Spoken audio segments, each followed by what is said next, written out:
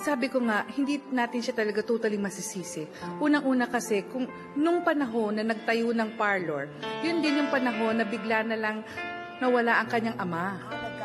Nagkahiwalay. At nung panahon din na yun, biglang nagdesisyon din ng kanyang ina para makalimot doon sa problema ng paghihiwalay, umalis. So nandun ka agad yung feeling na iniwanan ako eh. Ano ngayon ang mangyayari? At hindi niya naintindihan kung bakit naghiwalay. At alam na lang niya, meron na palang ibang pamilya ang kanyang ama.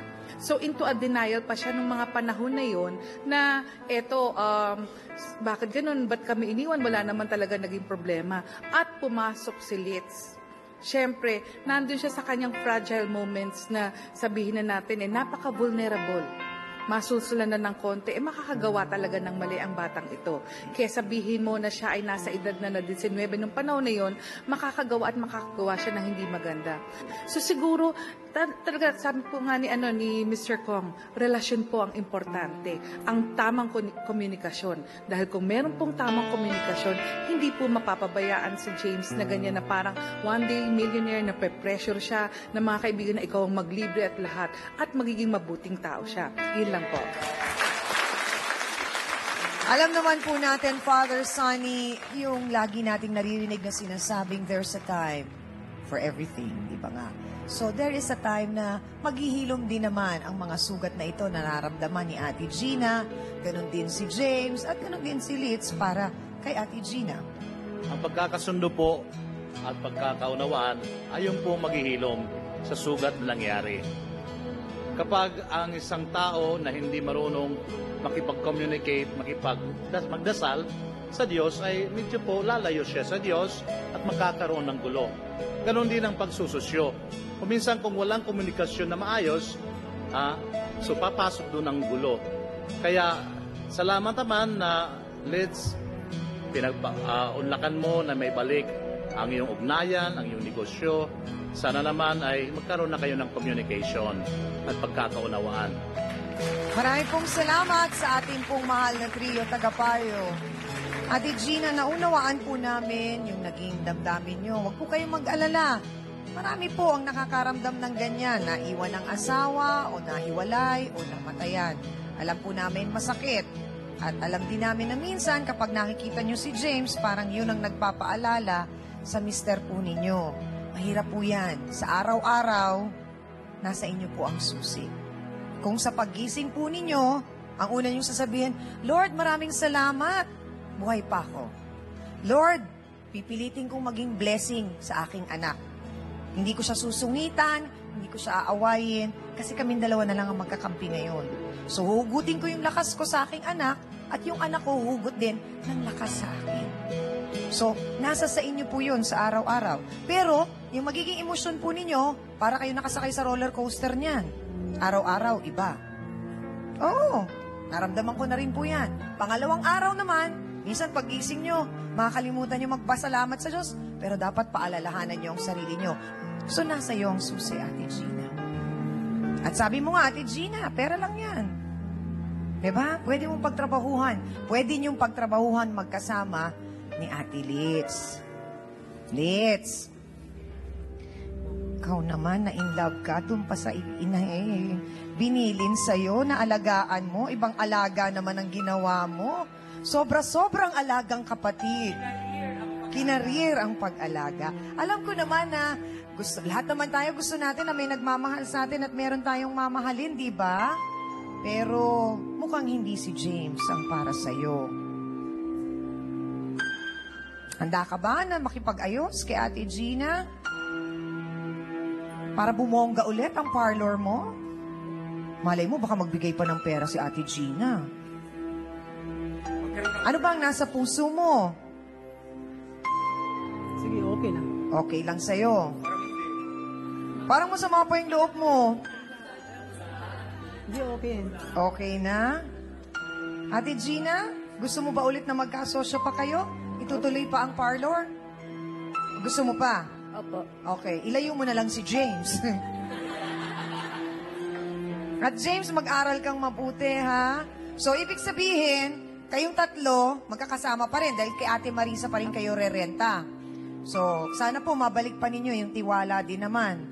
At yung, kumbaga, kumpiyansa nyo para sa kanila. Okay lang po kasi mabait naman po. Yan. Best friend naman tayo eh, di ba? Pasensya ka na. At sana, Ate Gina, kalimutan nyo na yung nangyari. Kalimutan nyo na yung mga nagkaaswangan ng kung ano-ano. Tama na yun. Tsaka James, sana lang din, ha, pagdadasal namin na huwag kang magtanim ng galit sa tatay mo.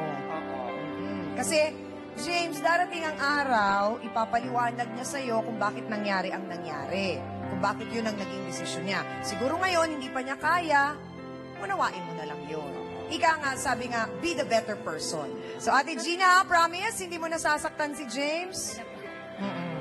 Meron ka bang message para sa kanya? Para siguro din, mas maunawaan niya yung nangyari sa inyo po ng inyong mister. Ito na po yung pagkakataon niyo na yun. Ang hiniling ko lang sa anak ko, kasi siya na lang ang pinaghuhugutan ko ng lakas. Maintindihan niya naman kung anong ginagawa ko. Ito'y para rin sa kanya lahat. At sana naman suklian din niya ng kahit konting lang pag-intindi sana. Ay, sorry po sa mga nagawa ko po. Tandaan niyo rin po, Aling Gina, ha? Hindi rin naman po obligasyon ni James na pagbayaran ang naging pagkakamali natin, di ba? So, wag niyo rin po siyang parusahan. Maraming salamat sa ating pong mga bisita. Aminan na po tayo, mga kapatid. Bagong taon, bagong leksyon. Marami na naman tayong natutunan ngayong hapon. Ang pagbibigay po ng tamang oras at panahon sa sariling negosyo ang ilan po sa mga susi para tayo ay umasenso. Para hindi mapunta po sa wala ang ating pinaghirapan.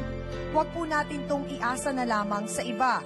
Dahil ang negosyo po ay parang isang bata na kailangan ng kalinga.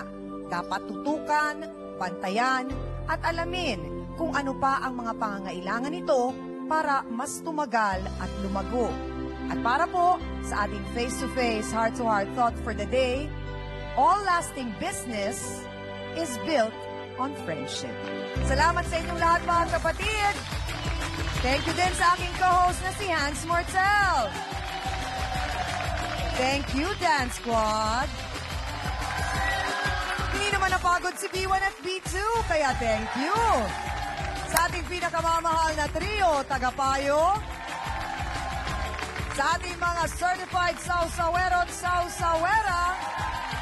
At sa ating espesyal na bisita at business consultant ngayong hapong ito, si Mr. Francis Kong.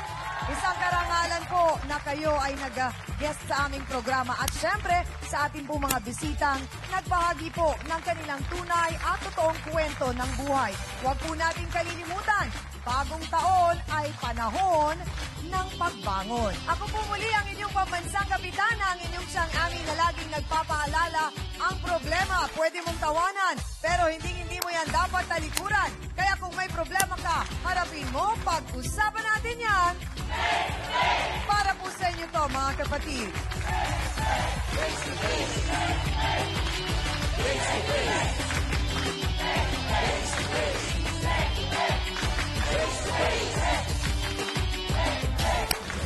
Ngayong Miyerkules, pasaway na ugali ng anak niya, sinisisi sa tiyahing konsentidora. Kasi pag umuwi siya ng bahay na kainom, pinagdidiskatahan niya yung mga kapatid niya. Mabait ang anak mo, ikaw lang walang yak! Pag lumalaya sa amin, saan pupunta sa inyo? Anong ginagawa niyo? Nagiinuman, di ba? Ano ginagawa niyo sa amin? Wala! Sino nga ba ang biktima? Ang anak o ang ina? Anong madalas na sinasabi niya sa'yo pag bumababa ang grades mo? Sinasabi niya, grade yan. Huwag ka na kayo mag-aral, magtrabaho ka na lang. Ginaganin niya ako. Paano kang sinasaktan? Inaampas niya po ako kahit 10 tamaan. Diretsa ang tanong, Mark, sinabi mo ba na wala siyang kwentang ina?